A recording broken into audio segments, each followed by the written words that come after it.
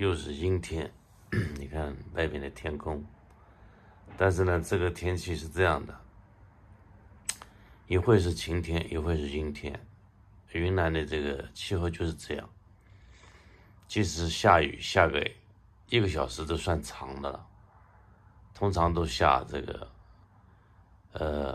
10几分钟、20-30分钟的小雨，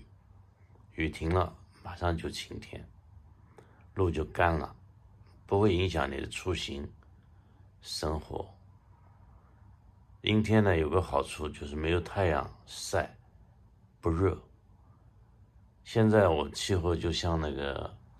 我们宁波的初秋，就是秋天刚开始的那时候的气候，非常舒服，躺在床上需要盖被子，对吧？没有空调，没有电风扇，没有热水器。因为日照比较多嘛，我们家里使用的都是太阳能热水器，也不需要买很多的衣服，因为我们通常都穿这个一般的长袖就可以了，最多加一个外套。短袖也是经常使用的，所以柜子里面都是空空的。别看我每个房间里都有柜子，但是柜子里面都是空空的，不需要很多东西，甚至于不需要太大的冰箱，因为在云南的话，蔬菜都很新鲜，很便宜，不需要储存很多的东西，买起来也很方便吧。现在我们有车了，没有车的时候呢，就是每天有这个社区的巴士啊，每天一个小时有一班，把你送到下面的捞玉河湿地公园，还有菜市场、农贸市场，就是那个什么，大峪农贸市场，还有高铁站大学城那边，这个还有那个什么地铁站，这些主要的交通路口给你送过去。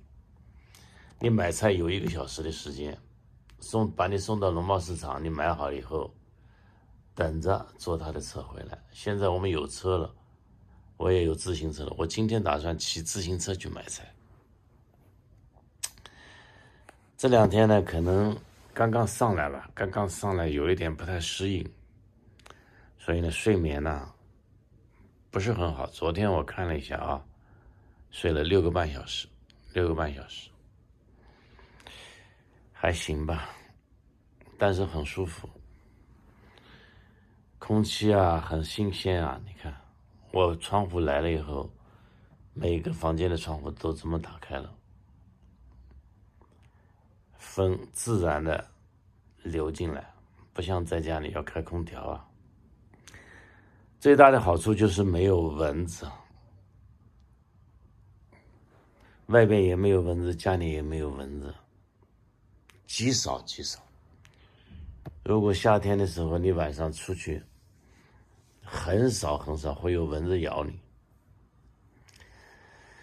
但是据说有蚂蚁，就是你不能随便在一个地上就坐下来，如果被蚂蚁咬到是很严重的。云南有一点蚂蚁是毒性很强的，如果你被蚂蚁咬到了，你可不能掉以轻心，你马上要去医院。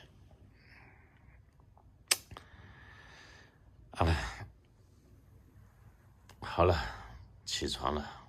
做点早饭吃。